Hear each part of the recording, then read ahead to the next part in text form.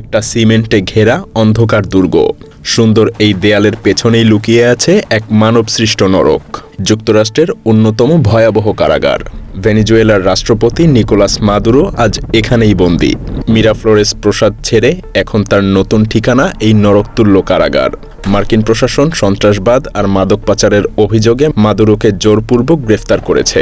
হ্যাঁ, ট্রাম্প প্রশাসন যে ভূরাজনৈতিক খেলা খেলছে তার শিকার হয়েছেন মাদুরো। বিচার চলাকালীন তাকে রাখা হয়েছে নিউ ইয়র্কের কুখ্যাত এই এমডিসি কারাগারে, যেখানে মানবাধিকার বলতে কিছুই নেই। কংক্রিটের দেয়াল ঘেরা এই কারাগারটা সমাজের সবচাইতে ভয়ঙ্কর অপরাধীদের জন্য নির্মিত এক দুর্গ। ভেতরে স্যাঁতস্যাঁতে অন্ধকার প্রকোষ্ঠ, খাঁচার মতো ছোট ছোট ব্যায়ামাগার আর বন্দীদের মধ্যে নিয়মিত ধারালো অস্ত্র নিয়ে রক্তক্ষয়ী সংঘর্ষ চলতে থাকে প্রতিনিয়ত এই কারাগারে। Uniform. Garcia uses that same hand to stab buyers more than 20 times. এসব কারণেই এই কারাগার বহুদিন ধরেই পৃথিবীর নরক নামে কুখ্যাত। কারাগারে পৌঁছে মাদুরোকে থাকতে হচ্ছে একদম সাধারণ কয়েদির মতো। বিশেষ কোনো সুবিধা নেই। তাকে মাত্র 5 সেন্টিমিটার পুরু একটা ফোমের পাতলা গদি, ময়লা বাদামি রঙের চাদর আর কয়েদিদের সাধারণ পোশাক দেয়া হয়। ভেনেজুয়েলার সাবেক রাষ্ট্রপতি হয়েও এখানে এখন তার পরিচয় শুধুই একটা কয়েদি নম্বর। তাকে দেখা হচ্ছে একটা সাধারণ অপরাধীর চোখে। যদিও হাই প্রোফাইল বন্দী হওয়ায় মাদুরো কারাগারের 10ম তলায় বিশেষ নিরাপত্তা বিভাগ স্পেশাল হাউজিং ইউনিটে বন্দী, কিন্তু এই সুরক্ষিত বিভাগই সবচেয়ে বেশি বিপজ্জনক। সেখানে মাদুরো সম্পূর্ণ একাকী ইস্পাত দরজার পেছনে বন্দী। দিন হোক বা রাত, তার সেলে 24 ঘন্টায় তীব্র আলো জ্বলে, যা ঘুম আর মানসিক শান্তি নষ্ট করে দেওয়ার জন্য যথেষ্ট। 10ম তলার এসএইচইউ অংশটা যেন ঠান্ডা লোহার যান্ত্রিক দুনিয়া।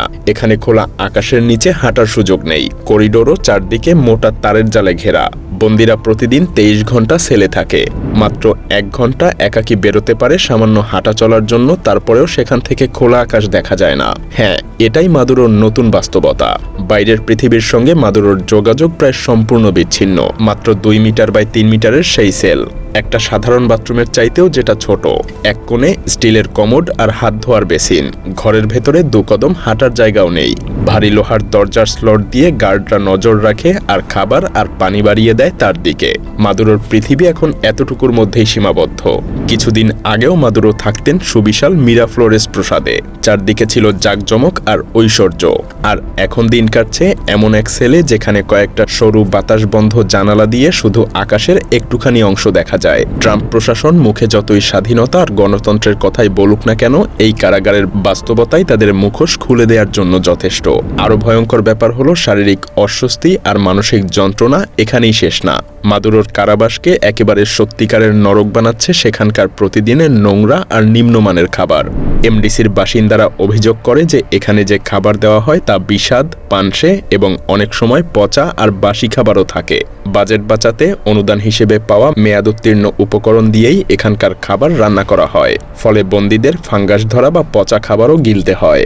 যে মানুষ একসময় সুস্বাদু খাবার উপভোগ করেছেন তাকে আজ সস্তা সসেজ, সামান্য সেদ্ধ সবজি আর শুকনো পাউরুটি দিয়ে ক্ষুধা মেটাতে হচ্ছে। তেমন কোনো মশলার স্বাদ নেই, বরং খাবারে কখনো কখনো দুর্গন্ধযুক্ত অনেক কিছুই লেগে থাকে। আর এমডিসির খাবারে তেলাপোকা বা ইঁদুর পড়ে থাকা অস্বাভাবিক কোনো কিছু না। মাদুরোর খাবারে এমন কিছু মিললেও অবাক হওয়ার কিছু নেই। এমন পচা আর ঘৃণ্য খাবার যে কারো মনোবল গুঁড়িয়ে দিতে পারে। আর এভাবেই বন্দীদেরকে ভিতর থেকে দুর্বল করে দেয়া হয় এই কারাগারে। এখন নিজের দুর্দশা কিছুটা লাঘব করতে মাদুরোর হাতে একটাই মাত্র উপায় আছে। সপ্তাহে একদিন কারাগারের ক্যান্টিন থেকে অল্প কয়েকটা জিনিসপত্র কেনার সুযোগ। কিন্তু সেখানে তেমন কিছু মেলে না। সীমিত তালিকা থেকে বড়জোর কয়েকটা টয়লেট পেপার, সাবান এবং শুকনো মাংসের মতো হাতে গোনা কিছু জিনিস নিজের বরাদ্দ টাকা দিয়ে কিনতে পারবেন। তাতে দৈনন্দিন দুর্ভোগ খুব একটা কমে না, হয়তো কিছুটা স্বস্তি মেলে। একাকী সেলে দিনের পর দিন কাটানোর সময় মাদুরোর কানে আসে আশপাশের সেলগুলোর ভয়ঙ্কর চিৎকার চেঁচামেচি। এই এমডিসি কারাগারে অতীতে মাফিয়া গ্যাং প্রধান, সিরিয়াল কিলার থেকে শুরু করে আন্তর্জাতিক সন্ত্রাসী পর্যন্ত কুখ্যাত বন্দীরাও ছিল। এখানকার রক্ষীরা ইচ্ছাকৃতভাবে বন্দীদেরকে রাতে ঘুমাতে দেয় না, বারবার লোহার দরজায় আঘাত করে জাগিয়ে রাখে। ঘুমহীনতা আর ক্রমাগত মানসিক নিপীড়ন এখানকার নিত্যদিনের ঘটনা। নিঃসন্দেহে মাদুরোকেও প্রতি রাতে এই একই কায়দায় দুর্বল করার চেষ্টা চলছে। তবুও মাদুরোর জন্য সবচেয়ে ভয়ঙ্কর বিপদ এখনো বাকি। এই নরকবাসে শুধু নিঃসঙ্গতা বা ঘুম কেড়ে নেয়াই না, রয়েছে হঠাৎ প্রাকৃতিক বিপর্যয়ের আশঙ্কা। নিউ ইয়র্কের হাড় কাঁপানো শীতে যদি এমডিসির বিদ্যুৎ একবার চলে যায় তাহলে এই পাথরের দালানটা একেবারে বরফ ঘরে পরিণত হয়। 2019 সালে একবার এমডিসিতে বিদ্যুৎ বিভ্রাট হয়ে হিটিং সিস্টেম বন্ধ হয়ে গিয়েছিল। মুহূর্তেই ভেতরের তাপমাত্রা শূন্যের নিচে নেমে যায়, পানি সরবরাহ বন্ধ হয়ে যায়, টয়লেটের নোংরা পানি উপচে সেলগুলোতে পড়তে থাকে। বন্দীরা ছোট জানালা আর দরজায় আঘাত করে ঠান্ডায় মরার হাত থেকে বাঁচার জন্য চিৎকার পর্যন্ত করেছিল। এই অবস্থা সেখানে টানা 7 দিন পর্যন্ত চলেছিল। ওই ঘটনার পর বোঝা গেছে কারাগারের জরাজীর্ণ ব্যবস্থায় যে কোনো সময় এমনটা আবার ঘটতে পারে।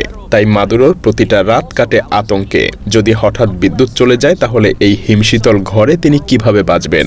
গ্রেফতারের পর ক্যামেরার সামনে মাদুরো যতই নির্ভীক থাকার ভান করুন না কেন, এই নিষ্ঠুর বাস্তবতার মধ্যে তিনি নিশ্চয়ই ভেতরে ভেতরে আতঙ্কিত, কারণ এই কারাগারের ভেতরে মানুষের প্রতি হিংস্রতার কোনো সীমা নেই।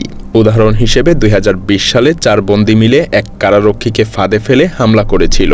শাস্তিস্বরূপ তাদেরকে এই SHU ইউনিটেই স্থানান্তর করা হয়। ঠিক মাদুরোর আশপাশের সেলগুলোতেই এখন রয়েছে সেই রকম রক্তপিপাসু কয়েদিরা।